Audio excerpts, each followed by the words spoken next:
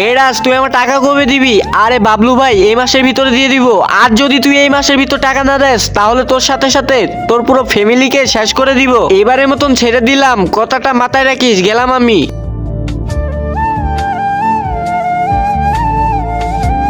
আরে আরে পিয়া, কই যাচ্ছ তুমি? বাপের বাড়ি চলে যাচ্ছি। তোর মতন মতকরের সাথে থাকাচ্ছি, ভিখারির সাথে থাকা অনেক ভালো। আরে যা যা, ডিভোর্স দিয়ে চলে যা। এই নে, আর থাকবো না তোর সাথে।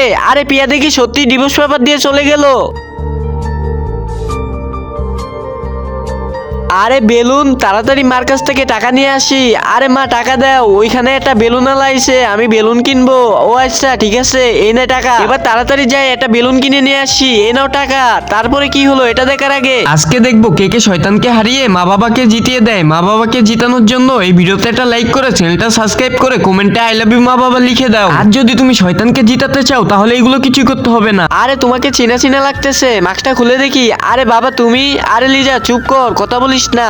এই নে বেলুন, এবার চলে যা। আচ্ছা ঠিক আছে বাবা, আমি আমার ভুলের কারণে আমার পুরো ফ্যামিলিটাকেই হারিয়ে ফেলেছি। ওদেরকে অনেক মিস করি।